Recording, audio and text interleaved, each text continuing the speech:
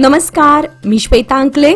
Tarun Bharat news bulletin मध्ये आपल्या सर्वांचे स्वागत. आता पाहूया ठळक घडामोडी. राष्ट्रीय महामार्ग क्रमांक 48 वर हरिहर तालुक्यातील गोरलट्टू गावाजवळ काल रात्री एका भीषण रस्ता अपघातात 20 जणांचा होरपळून मृत्यू झाला. बेंगळुरूहून गोकर्णकडे जाणारी खासगी बस रात्री उशिरा समोरून येणाऱ्या ट्रकला धडकली. पोलिसांच्या माहितीनुसार हरिहरहून बेंगळुरूकडे जाणारा ट्रक रस्ता दुभाजक ओलांडून दुसऱ्या लेनमध्ये घुसून समोरून येणाऱ्या बसला जोरदार धडकला. धडक इतकी भयंकर होती की बसने लगेचच पेट घेतला. दरम्यान बसमधील 20 प्रवासी जागीच होरपळून मृत्युमुखी पडले. इतर जखमी प्रवाशांना तातडीने हरिहर व चित्रदुर्ग जिल्हा रुग्णालयात उपचारासाठी दाखल करण्यात आले असून अपघाताची सखोल चौकशी पोलीस करत आहेत. दरम्यान पहाटेपर्यंत वाहनांच्या लांबच लांब रांगा लागल्या होत्या. डॉक्टर बाबासाहेब आंबेडकर यांनी 1927 मध्ये महाड येथे अस्पृश्यता, जातीयवाद आणि लिंगभेदाविरोधात केलेल्या मनुस्मृती दहनाला 98 वर्षे पूर्ण झाल्यानिमित्त दलित संघर्ष समिती बेळगाव जिल्हा शाखेच्या वतीने गुरुवारी मनुस्मृती दहन दिन साजरा करण्यात आला. यावेळी डॉक्टर आंबेडकर उद्यानात बाबासाहेबांच्या पुतळ्याला पुष्पहार अर्पण करून कार्यकर्त्यांनी समतेचा जागर केला. यानंतर मनुस्मृतीच्या प्रतिकात्मक प्रती जाळून जातीय व्यवस्थेविरोधात निषेध व्यक्त करण्यात आला. यावेळी महादेव तलवार यांनी आजही जातीच्या आधारावर समाजात भेदभाव सुरू आहे. बाबासाहेबांचा संघर्ष केवळ इतिहास न राहता आजही मार्गदर्शक आहे असे त्यांनी सांगितले. दलित नेते मल्लेश चौगुले यांनी हुबळीतील ऑनर किलिंग प्रकरणाचा निषेध करत दोषींना फाशीची मागणी केली.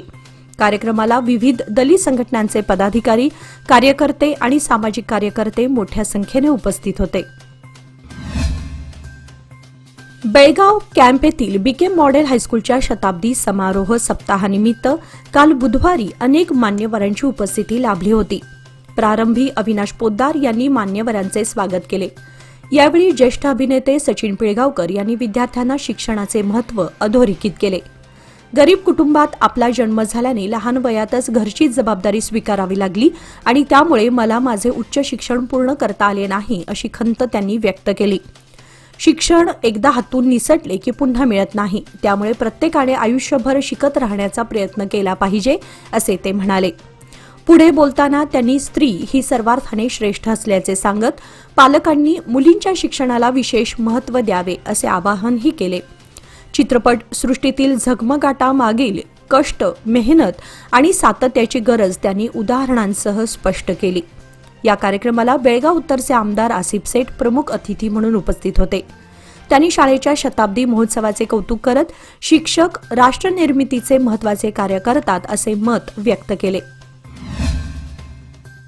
ख्रिश्चन धर्मीयांचा महत्त्वाचा नाताळ ख्रिसमस सण आज गुरुवारी मोठ्या उत्साहात साजरा करण्यात आला. मध्यरात्री उशिरापर्यंत नाताळाचा आनंद घेण्यासाठी कॅम्प परिसरात ख्रिश्चन धर्मीय एकत्र आले होते. चर्च तसेच घरांना विद्युत रोषणाई करून देखावे करण्यात आले होते. त्याचबरोबर सर्वांचे आकर्षण असलेले सांता क्लॉज देखील जागोजागी दिसून आले. बेळगावच्या फातिमा कॅथेड्रल चर्चमध्ये गुरुवारी सकाळी ख्रिश्चन समुदायातर्फे सामूहिक प्रार्थना करण्यात आली. यावेळी बिशप डॉक्टर डेरिक फर्नांडिस यांनी नाताळानिमित्त सर्वांना शांतीचा संदेश दिला. चर्च परिसरात प्रभू येशूच्या जन्माचा देखावा सादर करण्यात आला होता. मेथोडिस्ट चर्च बरोबरच Saint Anthony Church, Immaculate Conception Church, Divine Mercy Church, Mount Carmel Church, Saint Sebastian Church, Central Methodist Church या ठिकाणी प्रार्थनेसाठी गर्दी झाली होती. कॅरोल सिंगिंग हे आकर्षणाचे केंद्रबिंदू ठरले. चर्चना करण्यात आलेली आकर्षक सजावट नेत्रदीपक ठरली. यामुळे कॅम्प परिसरात मोठी गर्दी दिसून आली. याचबरोबर संगोळी रायण्णा रस्त्यावरही चर्च परिसरात ख्रिस्ती बांधवांची मोठी गर्दी झाली होती. सांता क्लॉजकडून भेटवस्तू घेण्यासाठी बालचमूंचा प्रयत्न सुरू होता. लोकमान्य मल्टीपर्पज कोऑपरेटिव्ह सोसायटी व तरुण भारत परिवार यांच्या संयुक्त विद्यमाने 13व्या Lokmanya premier league tennis ball cricket स्पर्धेला आज गुरुवारी प्लॅटिनम जुबली मैदान अनुगोळ बेळगाव येथे मोठ्या दिमाखात प्रारंभ झाला. ही स्पर्धा गुरुवार दिनांक 25 डिसेंबर ते रविवार दिनांक 28 डिसेंबर अशा 4 दिवसीय सत्रामध्ये खेळवली जाणार असून लोकमान्य चषक, तरुण भारत व लोकमान्य सोसायटीच्या कर्मचाऱ्यांसाठी गेली 13 वर्षे क्रिकेट स्पर्धा भरवली जात आहे। या स्पर्धेमध्ये बेळगाव, मुंबई, पुणे, कोल्हापूर, रत्नागिरी, सावंतवाडी, सांगली, म्हापसा, मडगाव, नाशिक व पुणेसह तरुण भारत बेळगाव व कोल्हापूरसह 14 संघ सहभागी झाले आहेत। स्पर्धा उद्घाटनाप्रसंगी सोसायटीचे संचालक अजित गरगट्टी, गजानन धामणेकर, पंढरी परब, सुबोध गावडे, विठ्ठल प्रभू, सीईओ अभिजित दीक्षित, सीएफओ वीरसिंग भोसले आदी मान्यवर उपस्थित होते।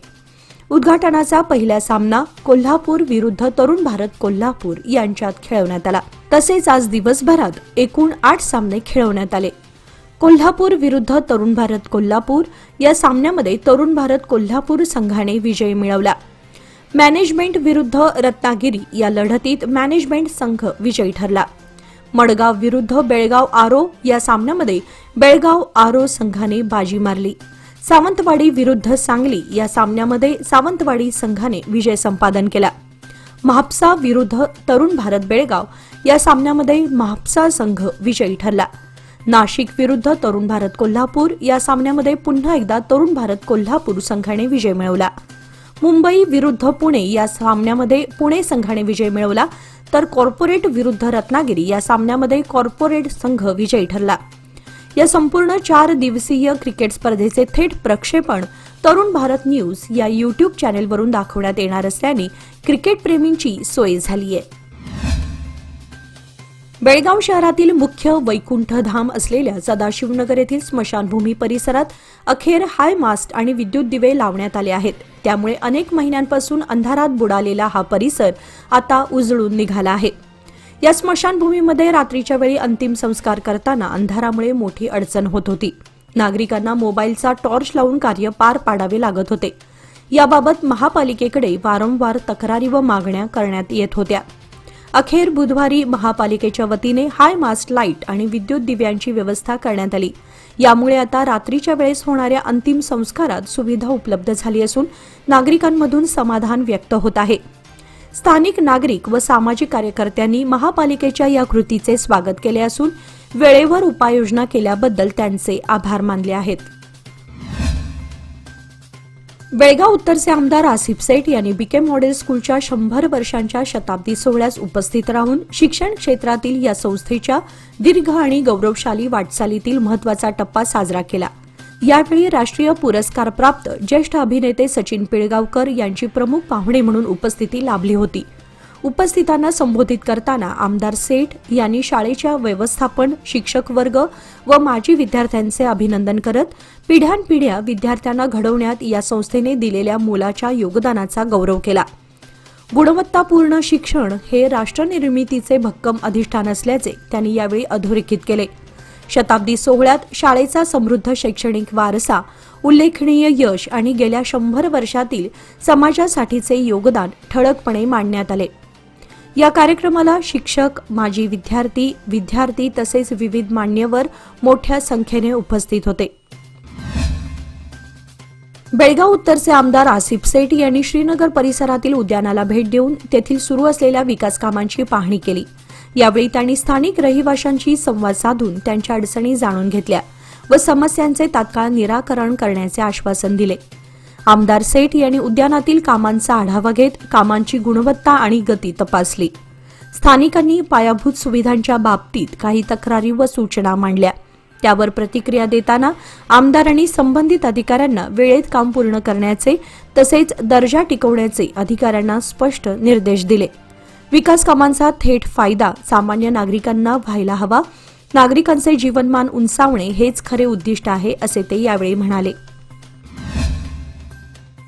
जिल्ह्यातील हिरियर तालुक्यातील गोरलत्तू गावाजवळ खासगी बस आणि ट्रकमध्ये झालेल्या भीषण अपघातात बसला आग लागल्याने 20हून अधिक प्रवाशांचा दुर्दैवी मृत्यू झाला। कर्नाटकचे मुख्यमंत्री सिद्धरामय्या यांनी मृतांच्या कुटुंबियांना प्रत्येकी 5 लाख रुपये आणि जखमींना प्रत्येकी 50,000 रुपयांची आर्थिक मदत जाहीर केली आहे। मुख्यमंत्र्यांनी संबंधित अधिकाऱ्यांकडून संपूर्ण घटनेची माहिती घेतली असून अपघातग्रस्त कुटुंबांना तातडीने मदत पोहोचवण्याचे निर्देश दिले आहेत। मुख्यमंत्र्यांनी अपघाताची चौकशी करून दोषींवर योग्य ती कारवाई केली जाईल असंही स्पष्ट केले. जखमी लवकर बरे होवो आणि मृतांना श्रद्धांजली अशी प्रार्थनाही त्यांनी व्यक्त केली आहे. दिवंगत माजी पंतप्रधान अटल बिहारी वाजपेयी यांच्या दिल्ली येथील सदैव अटल या समाधी स्थळावर पंतप्रधान नरेंद्र मोदी यांनी पुष्पांजली अर्पण करत आदरांजली वाहिली. यावेळी पंतप्रधान नरेंद्र मोदी यांच्यासह माजी उपराष्ट्रपती व्यंकय्या नायडू, लोकसभा सभापती ओम बिर्ला, राज्यसभेचे उपाध्यक्ष हरिवंश, केंद्रीय मंत्री जे.पी. नड्डा, किरेन रिजिजू यांनीही स्मृतीस्थळी उपस्थित राहून वाजपेयी यांना आदरांजली वाहिली. तसेच संसद सदस्यांनी आज संविधान सदनात वाजपेयी यांच्या प्रतिमेला पुष्प अर्पण करून अभिवादन केले. बेळगाव कॅन्टोन्मेंट बोर्ड हद्दीमध्ये फास्ट फूड सेंटर उभारण्यासाठी लाच मागितल्याप्रकरणी महसूल अधीक्षक प्रियंका व्ही पेटकर यांना सीबीआय पथकाने ताब्यात घेतले आहे. बाबले गल्ली अनुगोळ येथे मल्लप्पा डी काळस यांनी 12 नोव्हेंबर रोजी सीबीआयकडे तक्रार केली होती. पोलीस चौकशीनुसार रेल्वे स्थानकाजवळ फास्ट फूड सेंटर उभारण्यासाठी अधिकाऱ्यांनी 10,000 रुपये लाच मागितली होती. तक्रारदाराने रक्कम देऊ न शकल्यामुळे ही मागणी कमी करून 1,500 रुपये ठरवण्यात आली होती. तक्रारदाराच्या पत्नीने त्यावेळी 2,000 रुपये दिले तर उर्वरित रक्कम नंतर द्यायची सांगितली गेली. यावरून गुन्हा नोंद करण्यात आला असून पुढील तपास सीबीआय करत आहे. एक T20 क्रिकेट आहे ना, मला जाम आवडतं. पण माझे पैसे इन्व्हेस्ट करताना मात्र मी गेल नाही तर गावस्करच बनतो. FD मध्ये नेहमी इन्व्हेस्ट करतो, कारण FD आहे तर स्टेडी आहे. लोकमान्य FD सोबत मिळवा best interest rate. Lokmanya FD आहे तर स्टेडी आहे. बेळगाव तालुक्यातील चलवेनहट्टी येथील प्राथमिक मराठी शाळेमध्ये शिक्षण उत्सव उत्साहात साजरा करण्यात आला. कार्यक्रमाच्या अध्यक्षस्थानी शाळा सुधारणा समितीचे अध्यक्ष मनोहर हुंदरे होते. प्रमुख पाहुणे म्हणून हंदिगनूर येथील सरस्वती माध्यमिक विद्यालयाचे मुख्याध्यापक GS पाटील, केंद्र प्रमुख NB बाळीगट्टी तसेच न्यू इदलोंड येथील कन्नड शाळेच्या मुख्याध्यापिका शीतल गोळे उपस्थित होत्या. कार्यक्रमाची सुरुवात विद्यार्थिनींच्या ईशस्तवन व स्वागत गीताने झाली. मान्यवरांच्या हस्ते दीपप्रज्वलन करण्यात आले. मुख्याध्यापक MC वारणुळकर यांनी प्रास्ताविक केले. NB बाळीगट्टी यांनी शासकीय शाळांमधील शैक्षणिक सुविधांची माहिती दिली तर GS पाटील यांनी पालकांना मुलांच्या आवडीनिवडी ओळखून मार्गदर्शन करण्याचा सल्ला दिला. अध्यक्षीय या भाषणात मनोहर हुंदरे यांनी मातृभाषेतून शिक्षणाचे महत्त्व अधोरेखित केले. यावेळी शाळेच्या शिक्षिका TG नगरकर यांचा आदर्श शिक्षिका पुरस्काराबद्दल सत्कार करण्यात आला. कार्यक्रमात शिक्षक, पालक व ग्रामस्थ मोठ्या संख्येने उपस्थित होते. बेळगाव व बेंगळूर स्थित कॉनकोर सोल्युशन्स या कंपनीला शैक्षणिक क्षेत्रातील उल्लेखनीय कार्यासाठी outstanding contribution in education service या पुरस्काराने सन्मानित करण्यात आले आहे. तसेच कंपनीचे मुख्य कार्यकारी अधिकारी माधव कारेकर यांना एज्युप्रिन्युअर ऑफ द इयर हा प्रतिष्ठित पुरस्कार प्रदान करण्यात आला. ग्लोबल ट्रायम्फ फाउंडेशनतर्फे 20 डिसेंबर 2025 रोजी बेंगळूर येथील ताज विवांटा व्हाईटफील्ड येथे आयोजित वर्ल्ड एज्युकेशन कॉन्क्लेव्ह 2025 दरम्यान म्हैसूर विद्यापीठाचे कुलगुरू प्राध्यापक G. Hemantkumar, DIGP A. Padmakumar आणि GST उपायुक्त मोहम्मद पाशा यांच्या हस्ते पुरस्कार देऊन त्यांचा सन्मान करण्यात आला. माधव कारेकर यांच्या नेतृत्वाखालील कॉनकोर सोल्युशन्स ही ITES कंपनी गेल्या 15 वर्षांपासून शैक्षणिक संस्थांसाठी डिजिटल इन्फ्रास्ट्रक्चर डेव्हलपमेंट सेवा पुरवत असून महाराष्ट्र, कर्नाटक, गोवा व तामिळनाडूतील अनेक नामांकित विद्यापीठे व संस्थांशी कार्यरत आहे. त्यांच्या या यशाबद्दल रोटरी तसेच विविध स्तरातून त्यांचे अभिनंदन होत आहे. पंतप्रधान नरेंद्र मोदी यांनी ख्रिसमसच्या निमित्ताने आज दिल्लीतील ऐतिहासिक cathedral church of the redemption येथे भेट देत सकाळच्या प्रार्थना सभेत सहभाग घेतला. सेंट्रल सेक्रेटरिएट मेट्रो स्थानकाजवळ असलेले हे चर्च राजधानीतील सर्वात जुन्या चर्चपैकी एक आहे. पंतप्रधान मोदी यांनी ख्रिश्चन बांधवांना ख्रिसमसच्या शुभेच्छा दिल्या. त्यांनी आपल्या सोशल मीडिया पोस्टमध्ये नाताळच्या प्रार्थनेला प्रेम, शांती आणि करुणेचा शाश्वत संदेश असल्याचे नमूद करत समाजात सुसंवाद व बंधुतेची भावना बळकट होईल असा विश्वास व्यक्त केला. विशेष स्वागत न घेता पंतप्रधान शांततेत चर्चमध्ये पोहोचले व सर्वसामान्यांप्रमाणे प्रार्थनेत सहभागी झाले. प्रार्थनेनंतर कॅरल गायनातही त्यांनी उपस्थिती दर्शवल्याची माहिती बिशप पॉल स्वरूप यांनी दिली. बेळगाव ग्रामीण विधानसभा क्षेत्रातील कुमारस्वामी लेआउट येथे विविध विकास कामांच्या उद्घाटनाचा कार्यक्रम आज गुरुवारी पार पडला. जवळपास 2 कोटी रुपयांच्या निधीतून रस्ते बांधकाम, फुटपाथकरिता पेवर्स बसवणे तसेच नाल्यांची दुरुस्ती या कामांना महिला आणि बालकल्याण मंत्री लक्ष्मी हेब्बाळकर यांच्या हस्ते भूमिपूजन करून औपचारिक सुरुवात करण्यात आली. यावेळी संबंधित कॉन्ट्रॅक्टर यांना कामांच्या दर्जाबाबत सूचना देण्यात आल्या असून कामाच्या गुणवत्तेवर कोणतीही तडजोड सहन केली जाणार नाही असे मंत्री हेब्बाळकर यांच्याकडून निर्देश देण्यात आले. याप्रसंगी कुमारस्वामी लेआउट परिसरातील स्थानिक नेते, रहिवासी व नगरसेवक उपस्थित होते. हलगाव मच्छे बायपास विरोधात न्यायालयात याचिका प्रलंबित असून शिवारात सर्वेक्षण करण्यास शेतकऱ्यांची संमती नाही असे सांगत बुधवारी शहापूर शिवारात सर्वेक्षणासाठी आलेल्या अधिकाऱ्यांना शेतकऱ्यांनी पिटाळून लावले. बायपासला शेतकऱ्यांचा सातत्याने विरोध कायम आहे. तरीही गेल्या काही दिवसांपासून जमीन सपाटीकरण करून अनेक ठिकाणी पूल उभारण्याच्या कामाला चालना देण्यात आली आहे. त्यामुळे शेतकऱ्यांची चिंता वाढत असली तरीही अनेक शेतकऱ्यांनी दररोज बायपासच्या कामाला विरोध सुरू ठेवला आहे. वडगाव आणि शहापूर शिवारात सकाळी सर्वेक्षणाचं काम हाती घेण्यासाठी अधिकारी व कर्मचारी दाखल झाले होते. मात्र याची माहिती मिळताच वडगाव शहापूर परिसरातील शेतकऱ्यांनी शिवारात एकत्र येऊन सर्वेक्षणाच्या कामाला विरोध केला. मात्र कर्मचाऱ्यांनी आपलं काम तसंच सुरू ठेवण्याचा प्रयत्न केला. यावेळी आधी आम्हाला काम सुरू करण्यासाठी दिलेली परवानगी दाखवा अशी मागणी करत अधिकाऱ्यांना शेतकऱ्यांनी पिटाळून लावले. राज्यात बीपीएल रेशन कार्ड रद्द झाल्यास नागरिकांनी घाबरून न जाता तात्काळ तहसीलदारांची भेट घेऊन नव्याने अर्ज करावा. आम्ही 15 दिवसांच्या आत नवीन रेशन कार्ड देऊ अशी ग्वाही अन्न व नागरी पुरवठा मंत्री के.एच. मुनियप्पा यांनी दिली आहे. बेंगळूर येथे पत्रकारांशी बोलताना त्यांनी स्पष्ट केले की काही अपात्र कुटुंबांकडे मोठ्या प्रमाणावर मालमत्ता असूनही बीपीएल कार्ड आहेत. सध्या अशा प्रकरणांची तपासणी सुरू आहे आणि अपात्र कार्डधारकांची ओळख पटवून त्यांची कार्डे रद्द केली जात आहेत. त्याचबरोबर रेशन तांदळाची इतर राज्यांमध्ये तस्करी करणाऱ्यांविरुद्ध कडक पावले उचलली जात असून आतापर्यंत 574 जणांना अटक करण्यात आली आहे. यापुढे अशी परिस्थिती उद्भवू नये म्हणून अधिक दक्षता घेतली जात आहे. तांदळाच्या उपलब्धतेबाबत नागरिकांची चिंता लक्षात घेता इंदिरा किट नावाची नवीन योजना लवकरच सुरू केली जाणार असून डाळ, साखर आणि मीठ यांचे वितरण या योजनेअंतर्गत केले जाईल अशी माहितीही त्यांनी यावेळी दिली. प्रत्येक व्यक्तीला वैयक्तिक आणि व्यावसायिक जीवनात यशस्वी होण्याची इच्छा असते. मात्र आधुनिक काळात यशाची व्याख्या बदलली आहे. केवळ उच्च शिक्षण किंवा तांत्रिक ज्ञान पुरेसं नसून मूलभूत कौशल्यांचा भक्कम पाया आवश्यक आहे असे मत ज्येष्ठ अभिनेते सचिन पिळगावकर यांनी व्यक्त केले. बुधवारी बेळगावातील बीके मॉडेल शाळेच्या शताब्दी महोत्सवावेळी आयोजित पत्रकार परिषदेत ते बोलत होते. डिजिटल, ओटीटी आणि एआयच्या युगात मोबाईल व उपकरणांमुळे एकाग्रतेचा अभाव वाढत असल्याने वेळेचे योग्य नियोजन व प्राधान्यक्रम ठरवणे अत्यंत महत्त्वाचे असल्याचे त्यांनी सांगितले. विद्यार्थी, तरुण आणि व्यावसायिकांसाठी ही कौशल्ये यशाची गुरुकिल्ली असून चित्रपट सृष्टी उज्ज्वल व्हावी यासाठी दर्जेदार चित्रपट प्रेक्षकांसमोर यायला हवेत असेही त्यांनी नमूद केले. शिवसेना पक्षप्रमुख उद्धव ठाकरे आणि मनसे अध्यक्ष राज ठाकरे यांच्या युतीकडे संपूर्ण महाराष्ट्रासह सीमा भागातील मराठी भाषिकांचे लक्ष लागले होते. बुधवारी दुपारी 12 वाजता या युतीची अधिकृत घोषणा झाल्यानंतर बेळगाव सीमा भागात शिवसेना व मनसेच्या पदाधिकारी आणि कार्यकर्त्यांमध्ये उत्साहाचे वातावरण निर्माण झाले.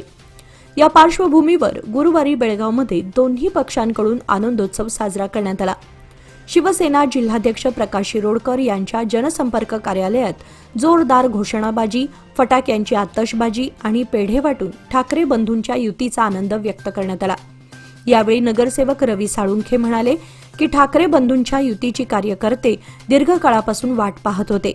या युतीमुळे महाराष्ट्रासह सीमा भागात सकारात्मक परिणाम दिसून येईल. तसेच आगामी काळामध्ये दोन्ही पक्षांनी एकत्रितपणे काम करणे गरजेचे आहे. वडगाव बेळगाव येथील रहिवासी संतोष अन्वेकर यांनी आंतरराष्ट्रीय स्तरावर कर्नाटकासह भारताचे नाव उज्ज्वल केले आहे. 20 डिसेंबर 2025 रोजी दिल्ली येथे झालेल्या जागतिक mister and miss universe international body building स्पर्धेत त्यांनी 4था क्रमांक पटकावला. जगभरातील सुमारे 300 स्पर्धकांमध्ये ते आपल्या गटातील एकमेव भारतीय होते. जर्मनी, नेदरलँड्स, हाँगकाँग आणि दक्षिण आफ्रिकेतील खेळाडूंशी त्यांनी सक्षम मुकाबला केला. विशेष म्हणजे संपूर्ण शाकाहारी आहारावर तसेच कांदा लसूण वर्ज्य करत त्यांनी हे यश संपादन केलंय. इस्कॉनचे दीक्षित भक्त असलेले संतोष अण्वेकर यांचे आध्यात्मिक नाव श्याम प्राणदास असून त्यांना परमपूज्य एच राधानाथ स्वामी महाराज यांचे मार्गदर्शन लाभले आहे. पत्नी व 2 मुलांसह साधे कौटुंबिक जीवन जगत कठोर मेहनत, शिस्त आणि श्रद्धेच्या जोरावर मिळवलेले हे यश शाकाहारी आहारावरही आंतरराष्ट्रीय बॉडी बिल्डिंगमध्ये यश शक्य आहे हा प्रेरणादायी संदेश देणारे ठरले आहे.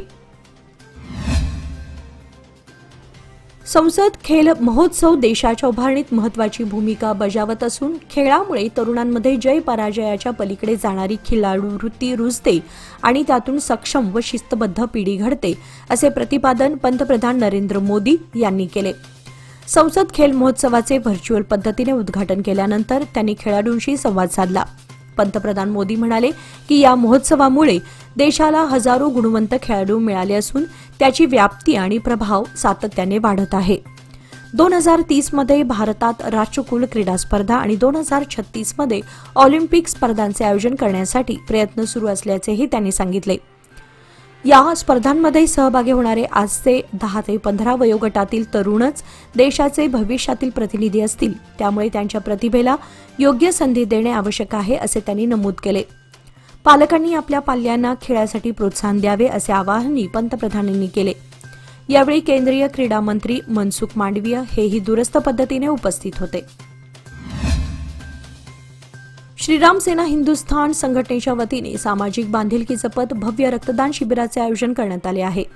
रक्तदान हे श्रेष्ठ दान आहे या विचारातून प्रेरित होऊन गरजू रुग्णांसाठी रक्त संकलन करण्याच्या उद्देशाने हा उपक्रम राबवला जात आहे. या शिबिरामध्ये तरुणांनी व नागरिकांनी मोठ्या संख्येने सहभागी व्हावे असे आवाहन आयोजकांनी केले आहे. सामाजिक, शैक्षणिक, सांस्कृतिक व क्रीडा क्षेत्रात सातत्याने कार्यरत असलेल्या या संघटनेच्या उपक्रमाचे परिसरातून स्वागत होत आहे.